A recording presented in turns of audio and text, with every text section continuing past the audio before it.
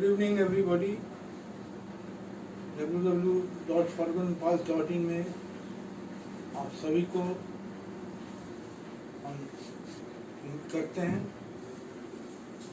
इस उम्मीद के साथ कि एक हफ्ता पहले हम लोग मिले थे, बहुत ही कहानी सुनाए थे, ग्रैंड ट्रंक रोड की कहानी, the untold stories of the grand trunk road. इस बार भी हम लोग नया कहानी लेकर आपके सामने हाजिर हुए हैं।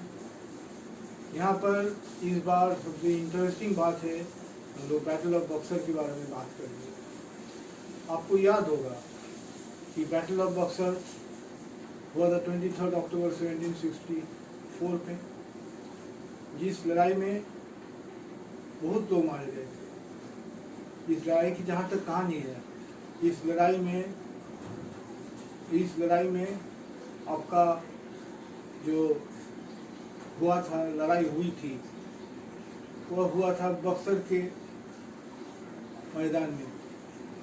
इस बक्सर की दूरी पटना से है करीब 170 किलोमीटर के आसपास। रेलवे लाइन का यदि हम लोग लेते हैं, रेलवे लाइन का दूरी है 170 किलोमीटर।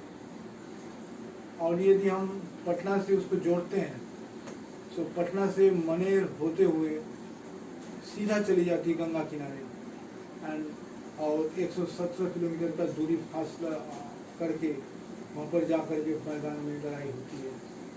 आपको याद होगा कि 3 मई 1761 में एक लड़ाई हुआ था, जिस लड़ाई में जो नवाब शुजा-उद-दौला, जो अवध के नवाब थे, इस नवाब के अवध वह आए हुए थे पटना में, और वहाँ पर मेजर कर्नल था, commander in chief. Major colonel अंग्रेजों का कमांडर इन चीफ था। तो वो आ रहे थे, मेजर कर्नल को कहा गया था कि आप रहिए, अब उसको डट करके सामना कीजिए। लेकिन सबसे मज़ेदार बात यह है कि अंग्रेज़ों का जो वहाँ पर ये तैनाती था, करीब 10,000 के कम संख्या में लोग थे, लेकिन ये रिस्क मेजर कर्नल ने नहीं लिया।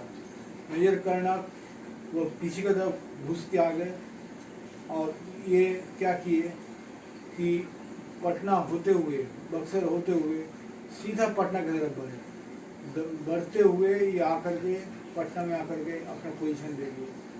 जब नवाब शुजा-उद-दौला क्या किए, नवाब शुजा-उद-दौला वह मुगल सराय से होते हुए, सासाराम होते हुए, दाऊदनगर होते हुए, अरवल होते हुए पटना की तरफ बढ़े। उनके साथ करीब 40,000 का संख्या में आदमी था। 40,000 संख्या में आदमी था। उस आदमी में 3 मई को लड़ाई होती है।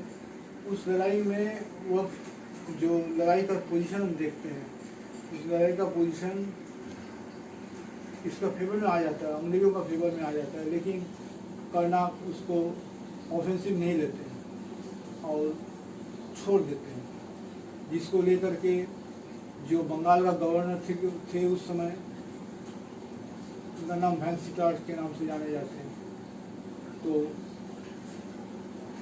वह बहुत ही गुस्सा है।